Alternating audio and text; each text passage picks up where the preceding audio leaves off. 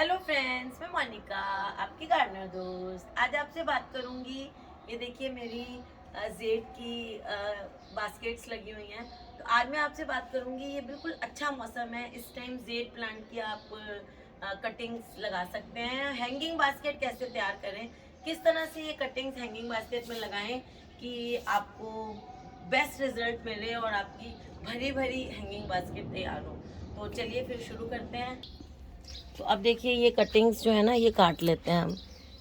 ये देखिए, ये जो ऊपर की तरफ ग्रो कर रही है ना, ये काट लेंगे ताकि हमारा गमले में भरी भरी कटिंग्स आए। ये देखिए, ये ऐसे ऊपर से जो जा रही हैं, नई ग्रोथ है जो, इनको हम ऐसे काट लेंगे और लेके हम इसको ऐसे पानी में डाल लेंगे।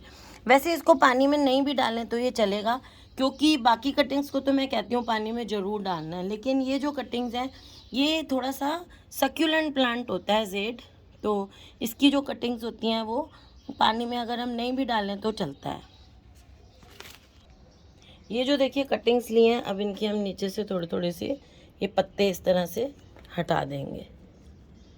देखिए मैं सारे इस तरह से ऐसे सारे इनके पत्ते नीचे से करीब 1-1 1.5 इंच तक ऐसे पत्ते हटा देते हैं। और जैसे इतनी लंबी कटिंग है, अगर आप इतनी लंबी कटिंग लगाएंगे ना तो आपका पौधा जल्दी बढ़ेगा।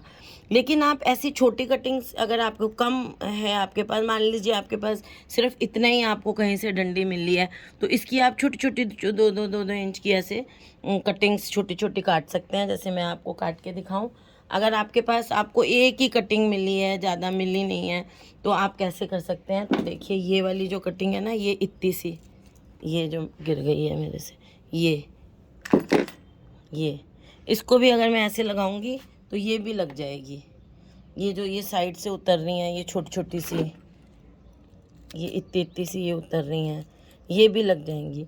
और अगर हम ये इतनी सी कटिंग है, ये ऐसे रख दूंगी तो इसमें भी रूटिंग हो जाएगी ऐसे। लेकिन अगर हमें अच्छी ग्रोथ और जल्दी चाहिए और हमारे पास कटिंग्स की कमी नहीं है, खूब सारी कटिंग्स हैं, क्योंकि जेड के प्लांट को आप जितनी ज़्यादा ट्रिमिंग करेंगे ना, आपका पौधा उतना ही ज़्यादा सुंदर और अच्छा बनेगा। अब जैसे ये है, इसके साइड की ये वाली मैंने काटी है, ये देखिए ये वाली, तो ये कटिंग लगेगी।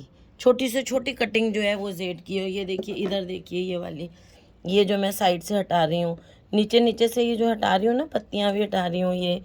तो इवन जेड की तो पत्ती भी अगर आप ऐसे एक ऐसे ये वाली जैसे लीफ है, ये इस लीफ को अगर मैं ऐसे ऐसे लगा देती हूँ, हल्की सी दबा के तिरछी रख देती हूँ, तो इसमें भी रूट्स आ जाएंगी। और लेकिन इसमें क्या है, फिर इससे पौधा बनने में बहुत ज़्यादा टाइम लगता है। तो इस तरह से मैं सारी कटिंग्स को ऐसे नीचे के पत्ते हटा लूँगी।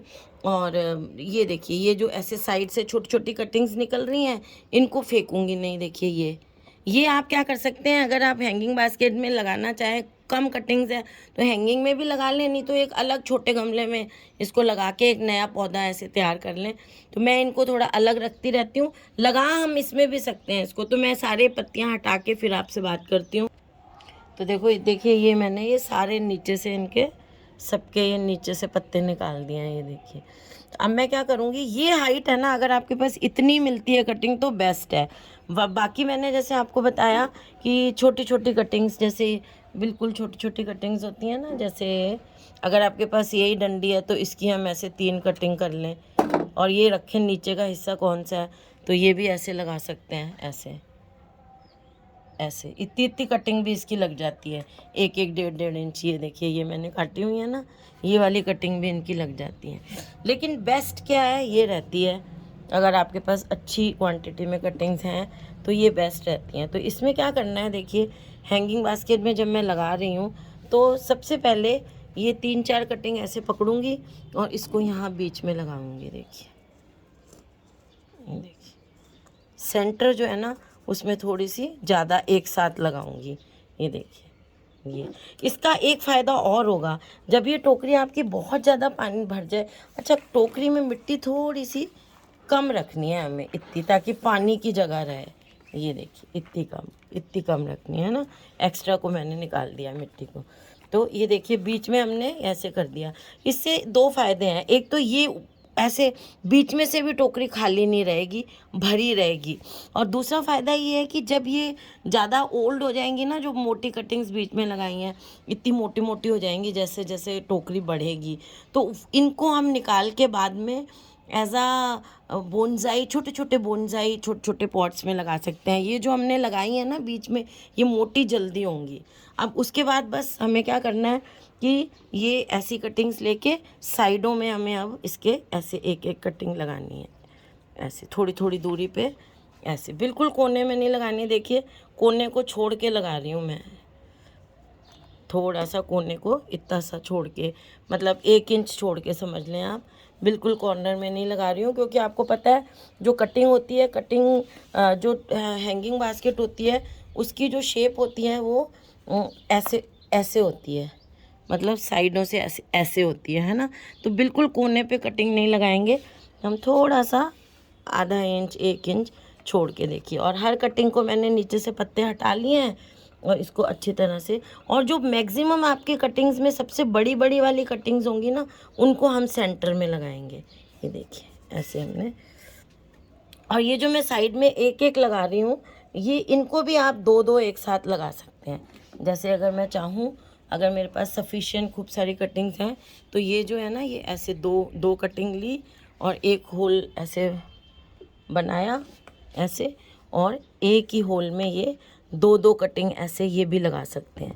इससे क्या है, हमारी टोकरी जो है वो जल्दी भरती है इस तरह से कटिंग लगाने से। देखिए ऐसे, और अगर खूब सारी कटिंग है तो ऐसे बीच में भी एक एक कटिंग और लगा दीजिए ऐसे। तो इससे क्या है, हमारा जो पौधा है वो हैंगिंग बास्केट जो है वो बहुत जल्दी बड़ी होती है। और सेंटर में जो हमने लगाए हैं उसका तो मैंने आपको फ़ायदा, अब ये छोटी वाली है, इनके बीच में ये आप छोटी भी लगा सकते हैं ऐसे ऐसे। तो ये जो है ये जल्दी से आपकी टोकरी इस तरह से हम लगाएंगे तो फटाफट आपकी टोकरी, जैसे अब ये वाला है इसमें से बीच में ऐसे बड़ा सा होल करते हैं हम, और तो ऐसे देखिए अब ये लिए हैं मैंने 3-4 कटिंग्स, ये सेंटर में लगा दूंगी इस तरह से है, और साइडों में दूसरी कटिंग्स। अच्छा एक चीज़ मैं आपको बताऊं कि जो जेड की कटिंग्स जो होती हैं ना, ये जैसे मैंने ये ली, मैं यूं ही लगा रही हूँ इसको, क्योंकि एक तो ये हार्डी है, सक्यूलेंट है।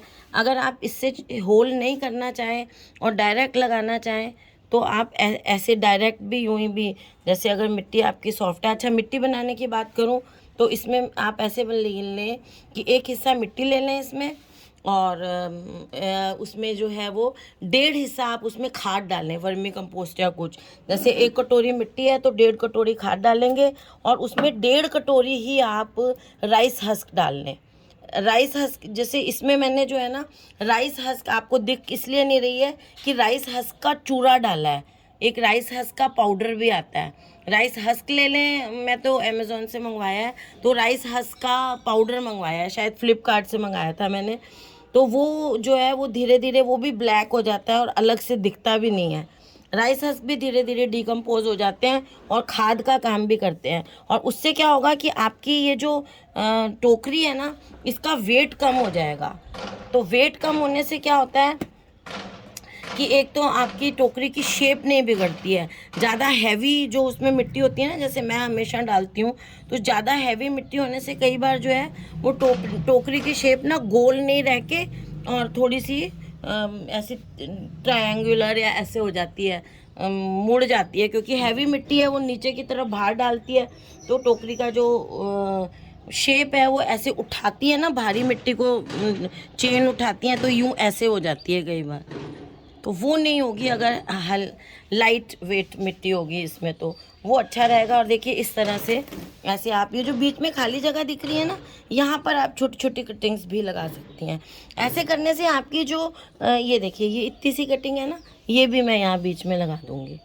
ये छोटी छोटी देखिए जैसे ये मैंने लगाई हुई हैं, ऐसे ये टाइम लेती हैं थोड़ा, तो इनको मैं क्या करती हूँ, छोटे से अलग किसी गमले में लगा देती हूँ। फिर ये जब बड़े होते हैं तो इनको यूँ देखिए इस तरह से आप हैंगिंग बास्केट तैयार कर लें। और इसको अभी छाया में रखें 2 4 5 6 दिन, हफ्ता भर रख लें छाया में।